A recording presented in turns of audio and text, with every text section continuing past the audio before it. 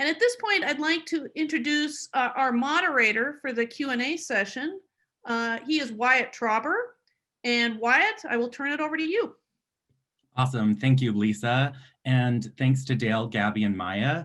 While we're waiting to get started, we have a brief and anonymous poll that we'd like you to take some time to answer. And we'll share the results of that in a few minutes. So I want to know, have you set a New Year's resolution or goal to improve your health? Your options are yes, no, but I've set different resolutions and goals, and no, surviving 2020 was the only goal I had. So if you want to start working on that,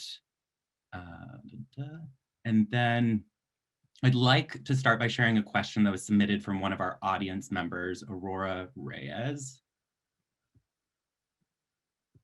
And her question is, if obesity is contagious, do we advise our clients to stay away from fat people?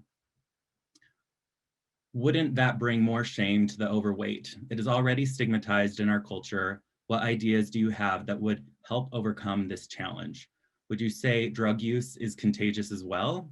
I think you are onto something, but I'm not sure how this insight is solution focused. It is obvious modern lifestyle contributes to obesity. Access to high-fat foods and vehicles to get around don't help. We are bombarded by negative stereotypes of fat people all the time. How do we develop healthy habits if the media and advertising praise the ultra thin and there is not a lot out there promoting healthy body types? Can you help answer this question? And so I'm gonna throw that question to our researchers. And then Maya, I think if you wanna go first, or maybe we'll make Gabby do it. Yeah, there are lots of questions I want to address, but I disagree. Staying away from people with obesity, it's not, again, Gabby and Adele mentioned, we need to pay attention to the habits. And rather, I just want to encourage everyone to include, approach cultural humility approach, and invite everyone and then be supportive. And if you're, more educated on nutrition, and share with respect. And so, yeah. And a couple more. I'm just questions that I want to address. So lifestyles, everybody needs to understand it's a lifelong process. It's not like, everybody can master the best practice overnight. And Gabby, and I'm from Japan. Japan is one of the healthiest, country. And I was lucky enough to be taught intuitive eating since I was little.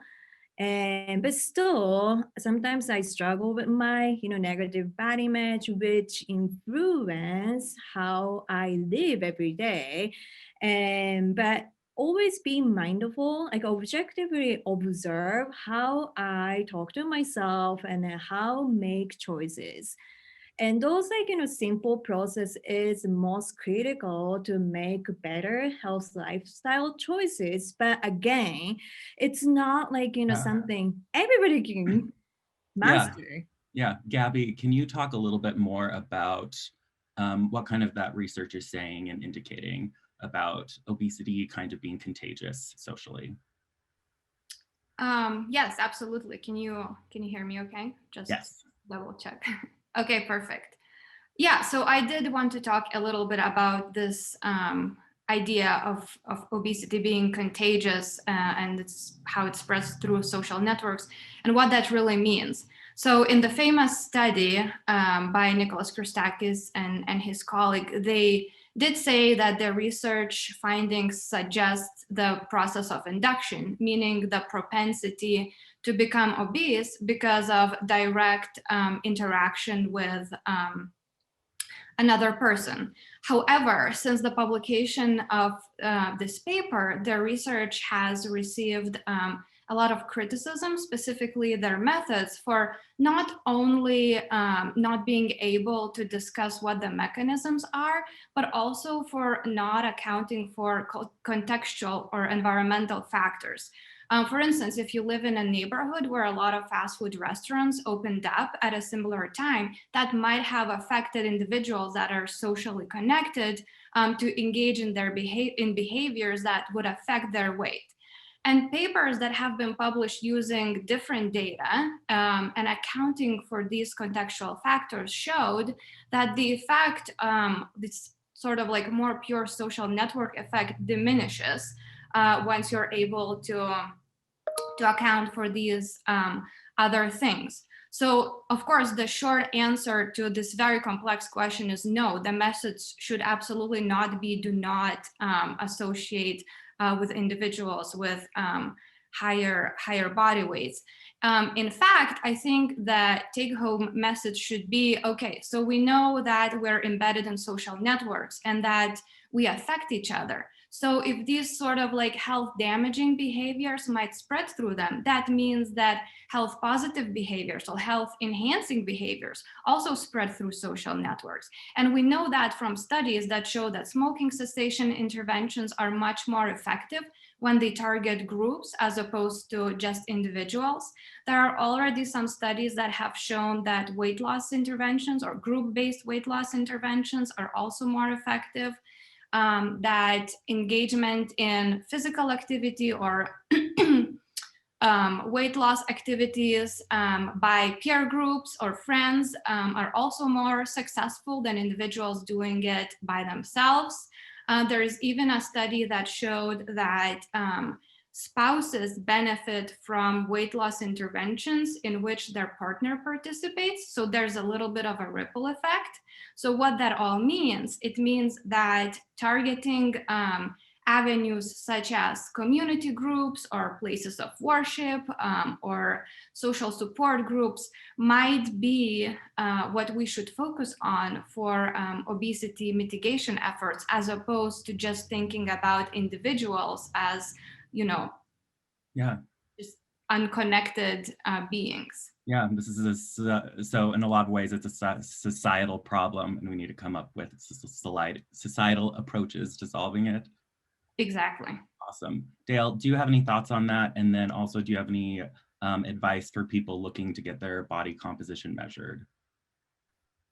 Sure. I mean, I would basically just echo what Gabby was saying. There's a famous exercise science researcher, Jim Bray, who one of his quotes was something to the effect of genetics might load the gun, but it's environment or behavior that pulls the trigger.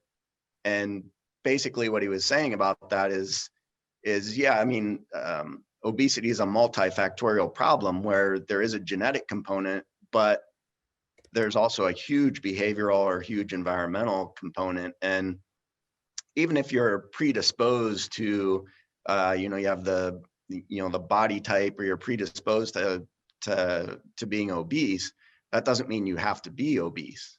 It's all these behavioral things, who you surround yourself with. Like Gabby was saying, if your family and friends, if your family and friends are people that encourage you to go out and exercise every day, or do your family and friends encourage you to go out and overeat every day, right?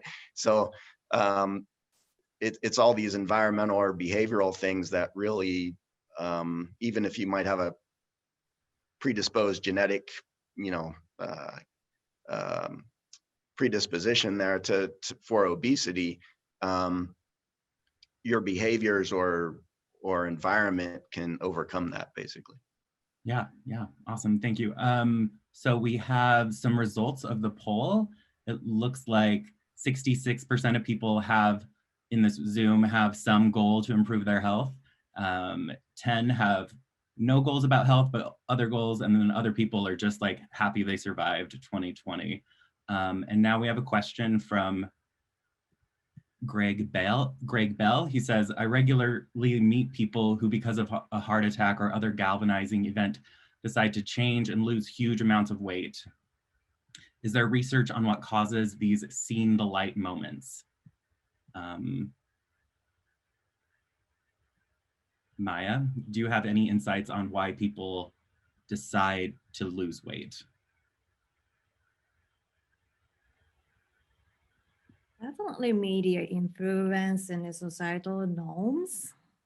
But yeah, I have like multiple thoughts, but Gabby wants to probably say something before me. Gabby, do you want to?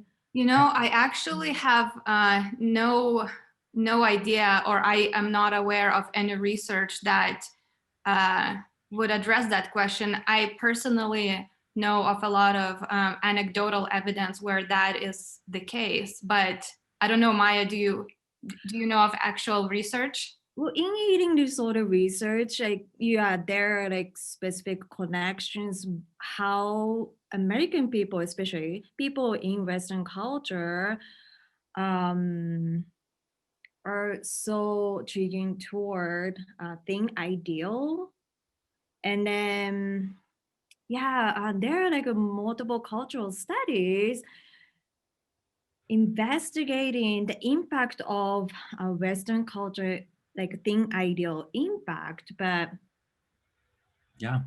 see, it's unfortunate. It's kind of like, unfortunately, it's a cultural belief that, everybody learned from parents or like family members, like adults, but yeah, it's a good question, right? Maya, what can parents do to make sure that their kids have a healthy relationship with their bodies and with food?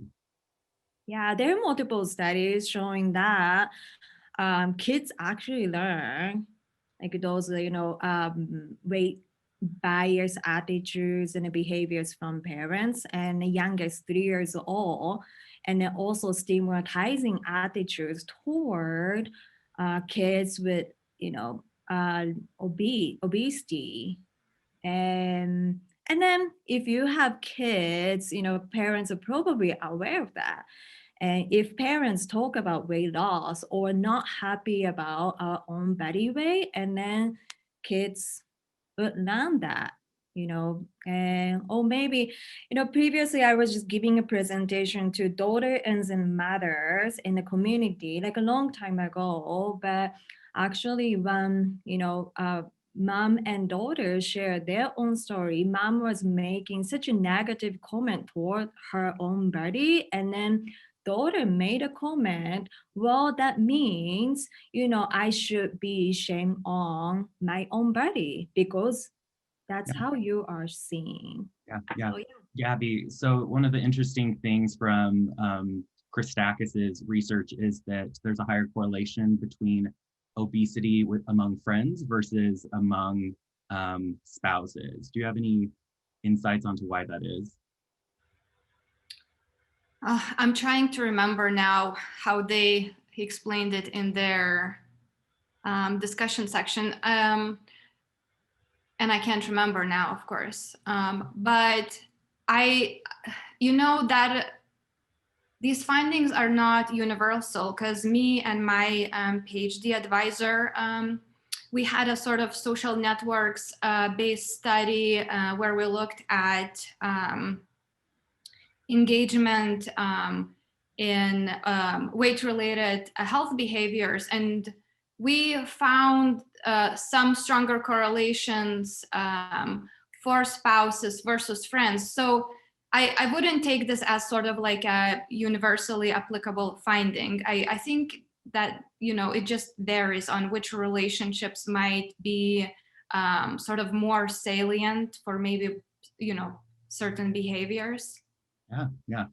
Dale, what kind of, what things can people do if they want to get their BMI measured? What services does your lab offer?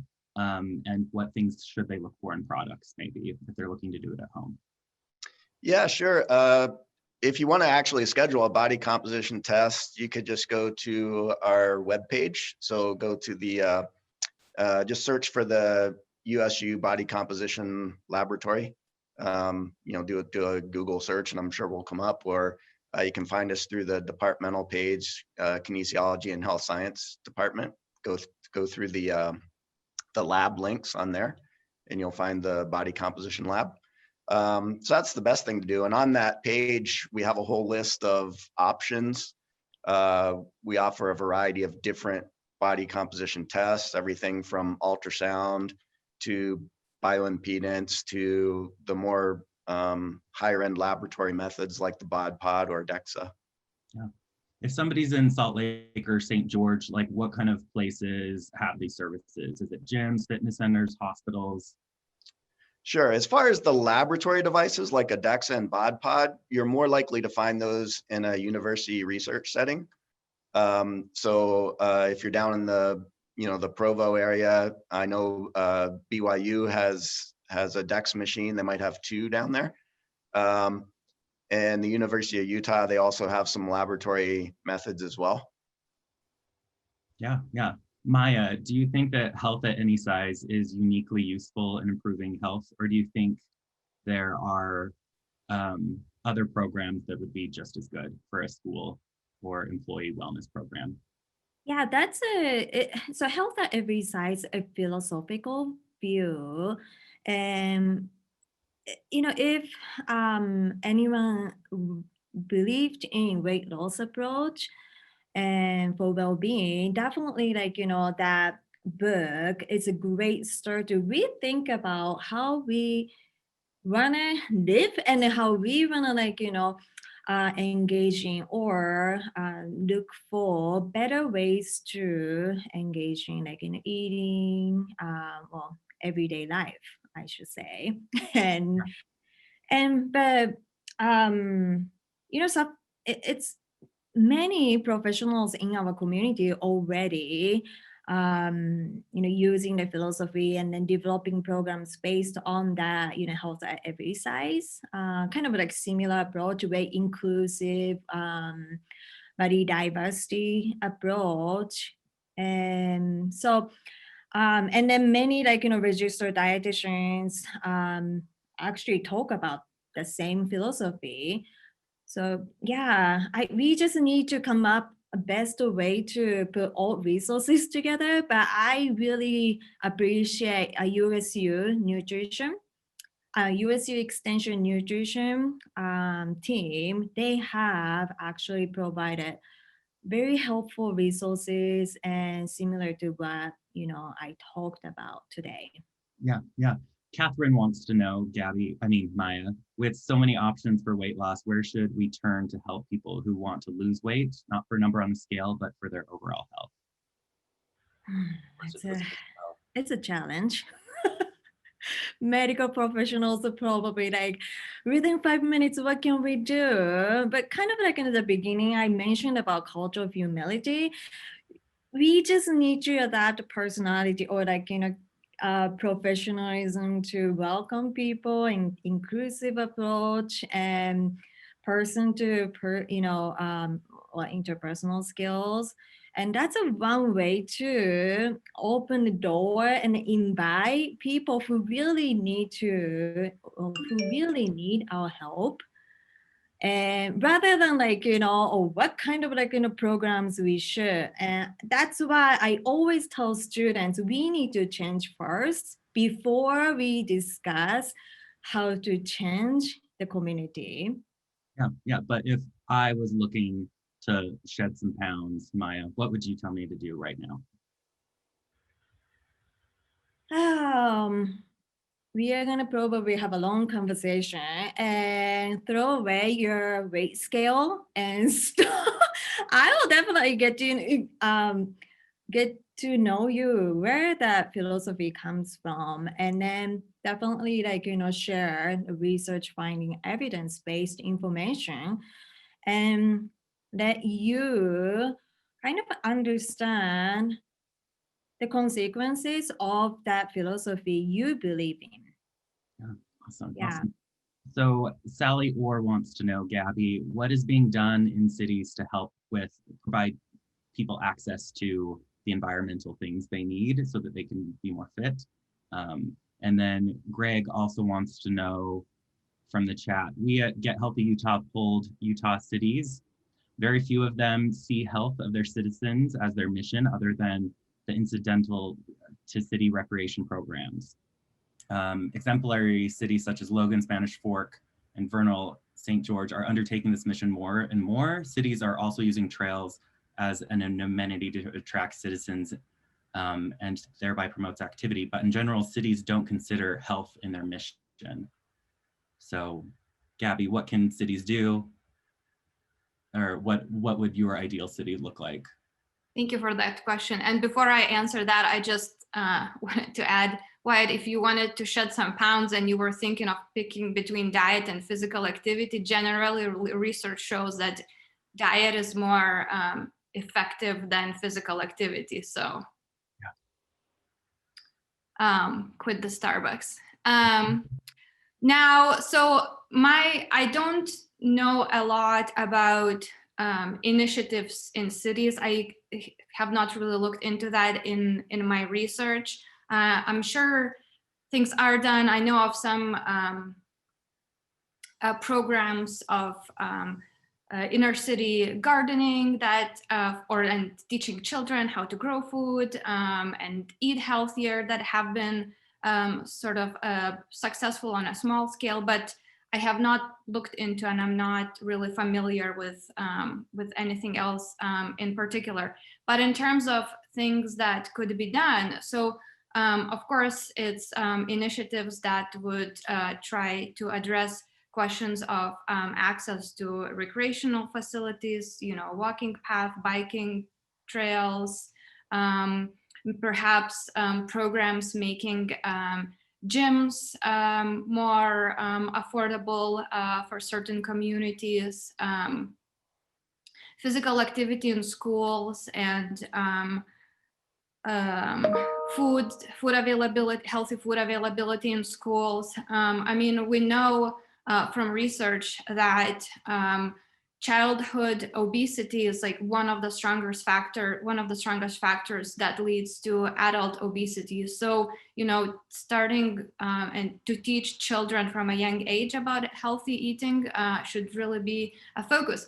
It's always been, and this is not entirely related, but very interesting to me, because if you go to a restaurant and you have, sort of like the adult menu, and then the children's menu is, mac and cheese and pizza. And the question is why? Children are just smaller adults. Their meals should not be, the most unhealthier options. They should be the same things, just smaller portions. So whatever could be done, whatever changes that could be implemented in schools, that would be great. Also, the way our grocery stores are organized makes purchasing healthier options sort of like a more difficult task, because we are like, our attention always falls to the center aisle or the snacks, and then healthy stuff is. So sort of geographic reorganization of that would be helpful. These are sort of the things that come to my mind now, but maybe Maya knows of any more specific examples of what has been done. Yeah, Maya, before you start talking, all of you, I also want to know who needs to hear about your research the most. So Maya and Dale, you can follow up to Gabby and then also answer. Dale wants to say something though.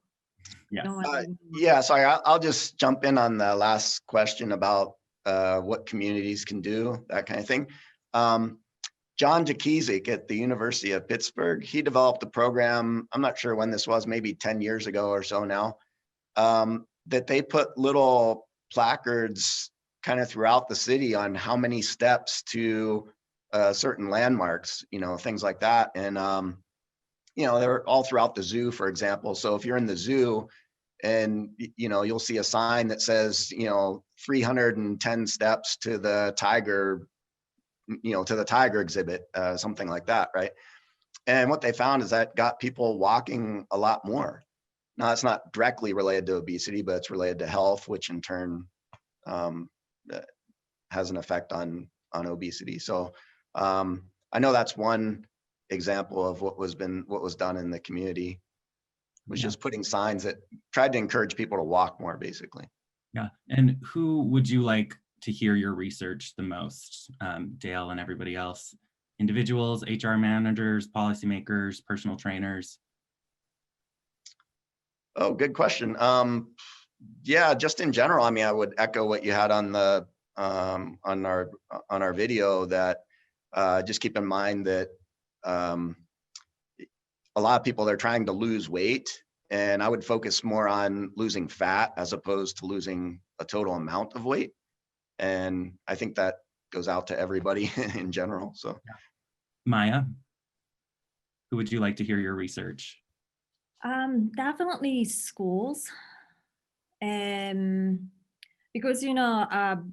obesity is not just a single issue we are facing in our society. And then medical professionals, and then corporate wellness programs. Those are three entities that I like to work, not just me. Yeah. Gabby, who would you like to hear your research? What's the most? I would say policymakers, and I just saw a note in the chat from Dr. Julie Gass, who noted that there's been a lot of progress in drop-off smoking when social determinants of health were recognized, such as higher taxes on tobacco products and so on and so on. You can read the message. So yeah, I think policy changes or policymakers ideally would be the audience. Awesome. So we have a question from Kathy Farmer. We are hearing wonderful resources for people in larger cities. What are some suggestions for people in rural settings that have to travel 30 miles to get to one of 2 gyms in the whole county?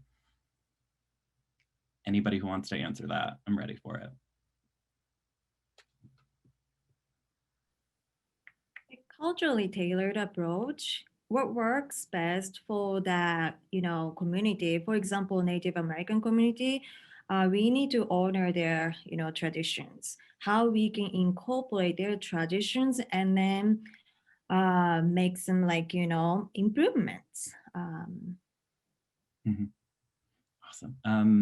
And then a question for Dale. You work on super accuracy of measurements. Some people want to know their weight and BMI on a daily basis. In your opinion, how does access to good data positively or negatively affect people's goals for health and weight? yeah, so this also ties into the previous question, what can people do if they're in a rural area? There's a lot of online resources as well. So National Institutes of Health, World Health Organization, places like that, they have a lot of helpful information on there for people. They're trying to change their weight. And with regard to the weight question, yeah, I would point you to an NIH calculator, basically, National Institutes of Health. It's called Body Weight Planner. I don't know the URL off the top of my head, but you could just search for it, NIH Body Weight Planner. And that was developed through years and years worth of research, because as you, most people probably have figured this out, as you lose weight, it becomes harder and harder to lose more weight. Does that make sense? You'll hear people say, oh, I got to a weight plateau, or I got stuck. I lost the first 10 pounds easily, and then I can't lose any more. That's simple laws of physics, basically. It takes more energy to move a large mass than a small mass. So the smaller you become, essentially, the more energy efficient you are. So if you want to keep losing weight, you're going to have to keep making dietary changes and keep making expending more energy, doing more exercise. And so this NIH Body Weight Planner kind of takes that into account, giving you a realistic time frame of how long it's going to take you to lose 5 pounds or whatever the goal is, basically. Yeah. Maya, I know you've told me to throw out my scale in this call. What are your thoughts like when it comes to people who like really find that information helpful? What kind of advice would you tell people who are like, no, I'm keeping my scale, I'm measuring my body fat regularly? What would you say to them? That's tough question, but I will probably introduce different ways for them too. monitor their health status, like, kind of quality of their life and how they feel by engaging healthier habits. Yeah. And then kind of like, let them do, we don't want to push our own ideas. we cannot force anyone to change, but kind of like let introduce our idea and then have them compare the impact. So definitely like, it's going to be a challenge, which I often hear from, health professionals working in the community. But definitely we don't want to shut the door. Yeah. Okay, and now a question from Alexa Sand. If social networks are effective in spreading either obesity or healthy lifestyle choices, would it make more sense to create and fund public social media networks that encourage healthy behaviors, similar to pay-to-play networks established by, say, Weight Watchers? Or are there already initiatives like this that incentivize and support healthy lifestyle choices? I think that's kind of, any of you can hop on that. So perhaps I will start. So like I've mentioned, there is evidence that suggests that those types of programs are successful. I've read a while ago a paper that used sort of like a social networking based program for among family members to engage them in more healthy behaviors and lose weight, and that was successful. So other than that, I am not aware of any other programs, but also I haven't really looked specifically for that. But overall, yes, there is evidence that those might be avenues for effective interventions that we should try out. But maybe Maya or yeah, it's kind of like, supplement industry. They just changed the label of the bottle and they say kind of like, sounds good to the community or society, because there are tons of weight bias, anti-weight bias movement happening in our society. And kind of Weight Watcher is perfect example. They changed the brand image, but what they're doing is the same, or I should probably say similar. So yeah, definitely like you need to be careful what kind of message each program is sending.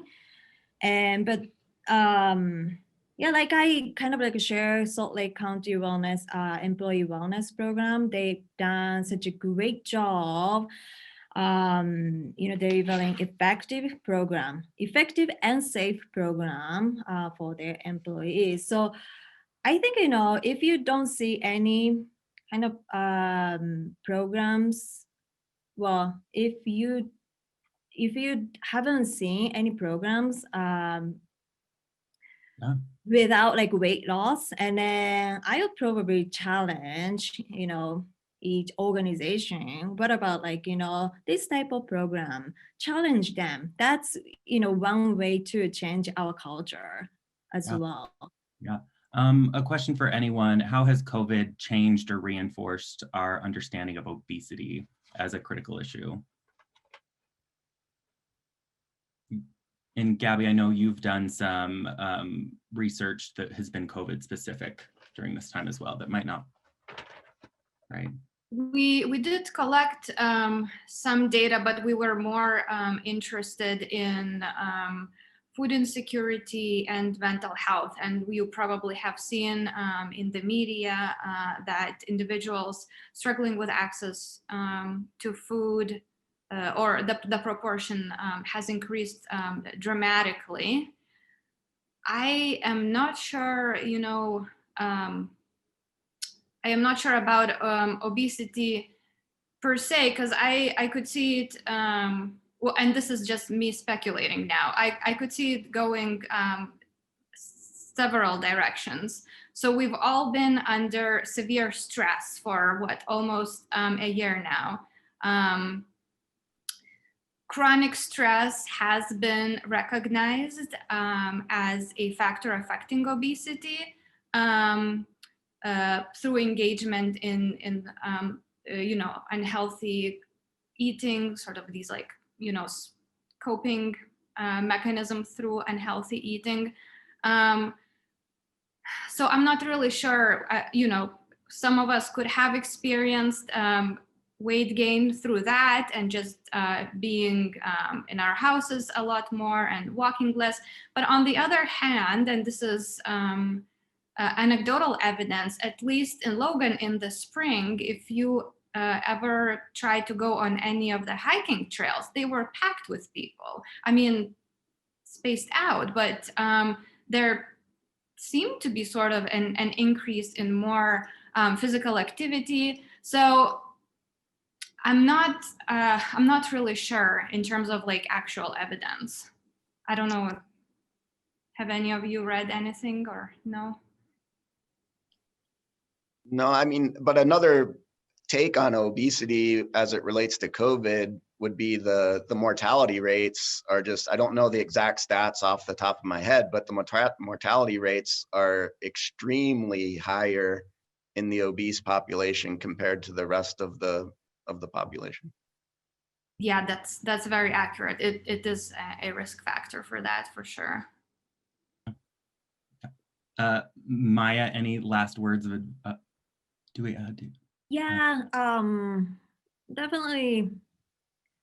Well, pandemic has impacted individuals struggling with mental health and emotional eating and such. From that perspective, yeah, I'm not like, I haven't heard much about like how it's going to impact obesity itself, but my concern is definitely how people cope with their own stress, like Gabby and Dale mentioned, and how those stressful situations kind of lead to emotional eating and such. Yeah. Like back in 2012, I had some stressful moments in my life that led me to a lot of emotional eating. And so I was I'm sorry, Maya, but I'm going to say weight. I was like 80 pounds more than I weigh now. And the things that helped me lose that were, I remember a friend in high school saying, diets don't work, healthy lifestyles work. That's like something that popped into my head. Also, like I started losing weight kind of around when I moved roommates when I was in college, and like just like the people I was with made it easier. And then also having a scale that gave me body fat measurements instead of just weight helped keeping me from being discouraged. And I also my goals were more, I tried to like restrict myself for a long time, but instead of that, I started having goals about like, okay, you can eat whatever you want, but you have to eat like something healthy. And you don't have to go on a run, but you do have to put the clothes on to go on a run. And so it's just like, in talking with all of you and preparing this presentation with you, like there's all these little things that I'm like, oh my gosh, you're right, I did that. And so I don't know, I just think that's exciting. And that's the end of the Q&A. So I'm going to throw it back to Lisa to close things out.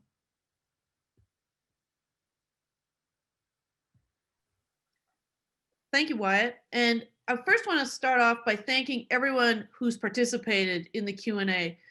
As a researcher, nothing is more engaging than having people question you and ask deep and thoughtful questions about how we think about topics. And so I thank all of you who asked those wonderful questions during today's presentation. I'd also like to, at this point, thank Regents. Regents is doing amazing outreach work. I hope you've seen some of their other outreach recently affecting rural communities. And we just want to thank Regents so much for their partnership with Utah State University that enables us to bring you our research expertise to issues of importance to the people of Utah. And before we leave, I'd like to ask you for your feedback on our event. There's going to be a survey link appear in the chat. And if you could take just a few minutes to fill out that survey, that would be great and help us to improve for our next event. Oh, here it is, our feedback poll. In the future, we're hopeful that we can return to in-person events later this year, but our next event we've confirmed will be a virtual event.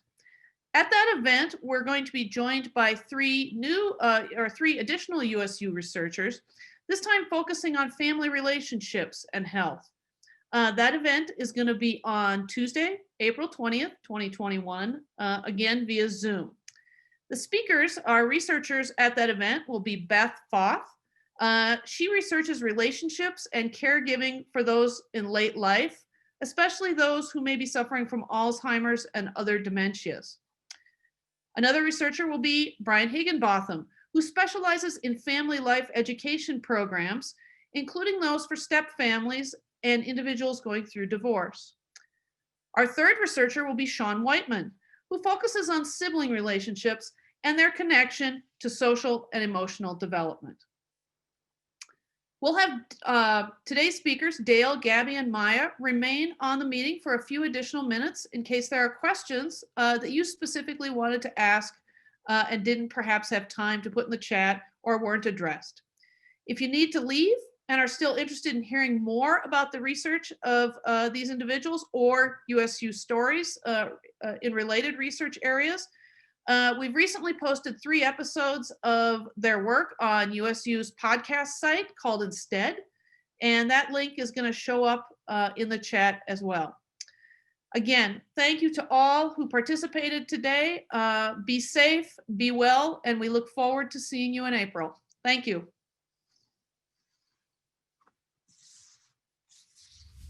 Utah is actually a very healthy state. Well, okay, it depends what health indicator you look at. So in terms of obesity, Utah is 40th lowest. So that's great. On the other hand, of course, Utah has huge problems with mental health and suicide and opioid abuse. Fat does many wonderful things for us, right? And so, I mean, it kind of gets a bad rap, basically. First off, in terms of energy, it's a very efficient way that the body has to store energy, but also insulation. Keeps you warm in the cold winters. You know, people that have very little body fat, they shiver a lot in the winter, right? Kids are listening to our conversations, and there are multiple studies, already showing, like early as 3 years old, are already talking about dieting or teasing their peers about appearance, like weight. And so I keep talking about siblings being similar, and my actual initial forays into research were about siblings being different. And we have just as many reasons to be different as we do to be similar. We have motivations to want to be uniquely identified by our environment, that I'm not my brother or sister and I'm different. And we developed the program to empower parents to be their children's best teachers. And so you don't need to know how to read in order to teach your child to read, because at that age, it turns out conversational skills are very important. One of the kids who had been through this training, they saw one of their friends was starting to engage in problem behavior. They were complaining about it, and they were getting very emotionally upset that they didn't get to play with the toy. And they went over to their friend and said, "You just need to say, when I wait, I get what I want. When I wait, I get what I want."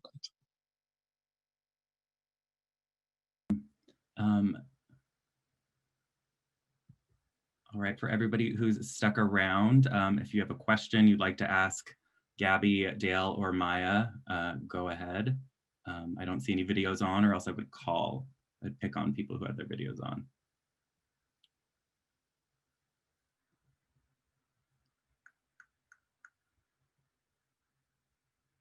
Anna, do you have any questions that we didn't get to?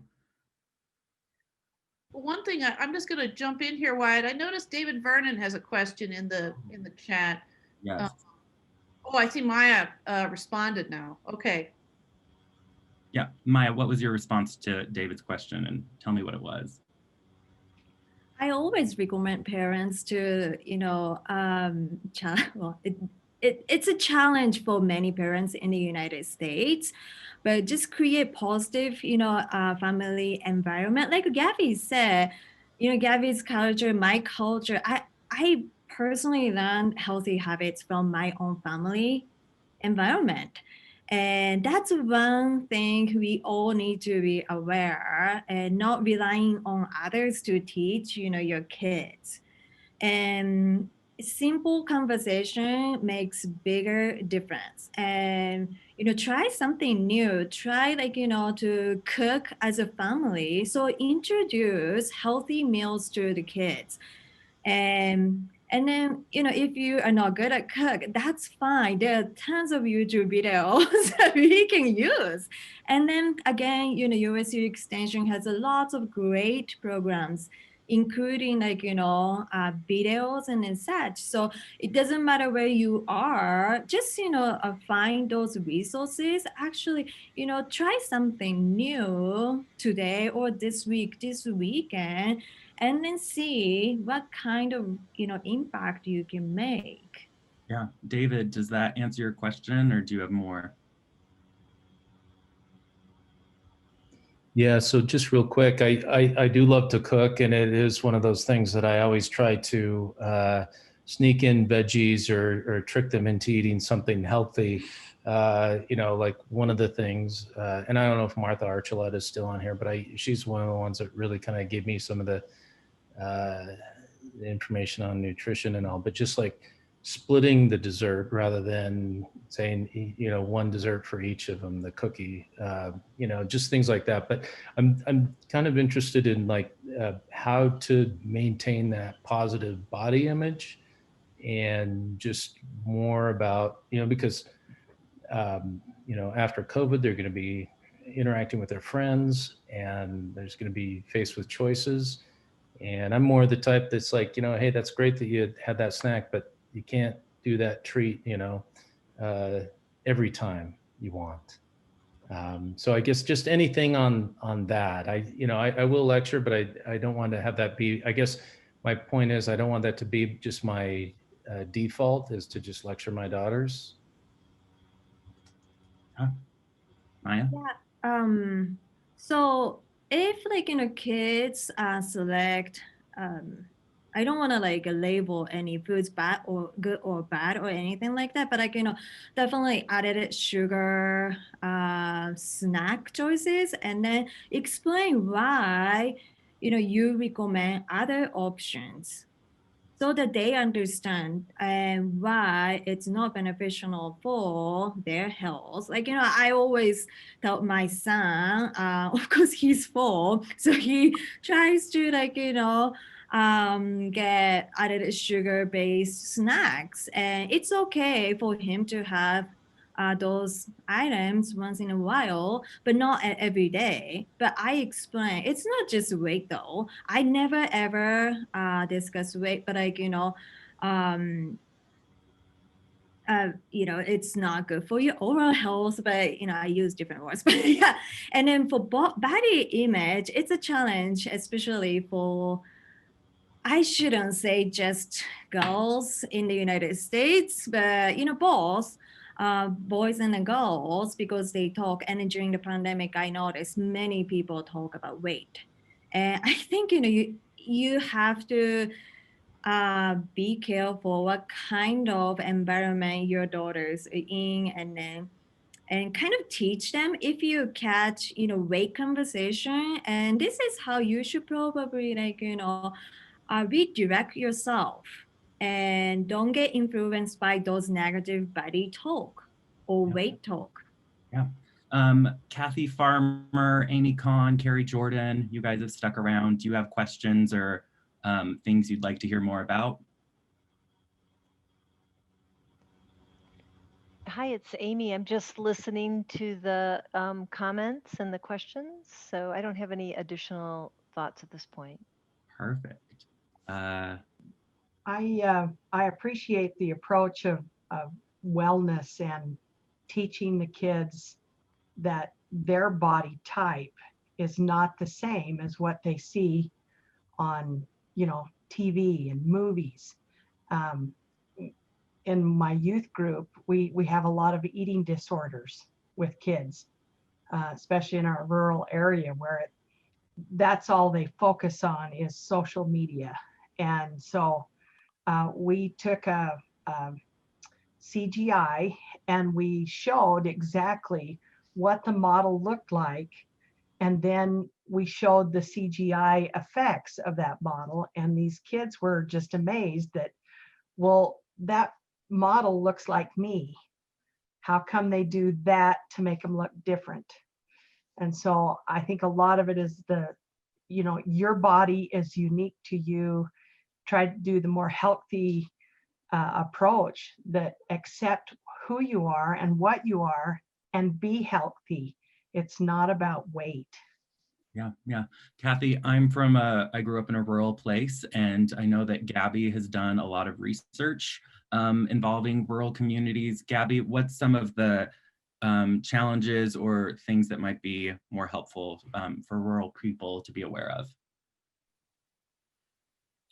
So the research that I was involved in was in the Appalachian Kentucky, which is a very impoverished area, a very unhealthy area. So some of the interventions that we try to work on there are similar to what Maya has mentioned in terms of like figuring out what the community needs are and teaching them in culturally sensitive ways.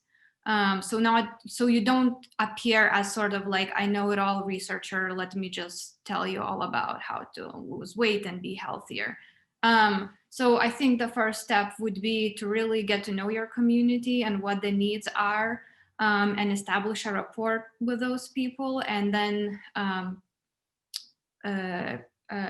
just try to find solutions that are culturally sensitive and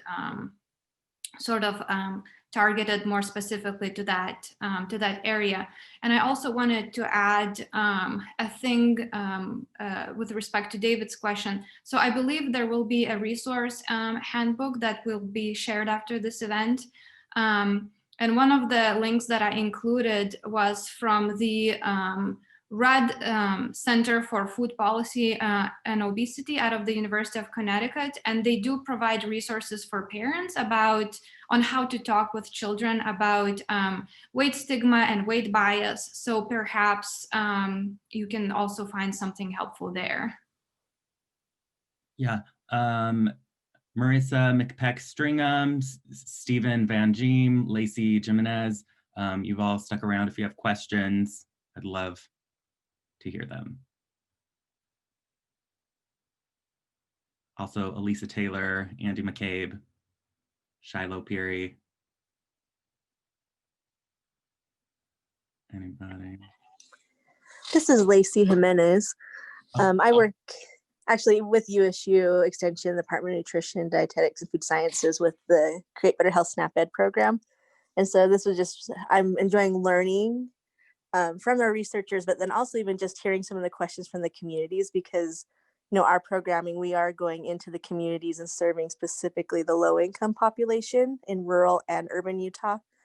And so this has just been a great opportunity to learn from you all, because our program is aligned with nutrition education, but also obesity prevention.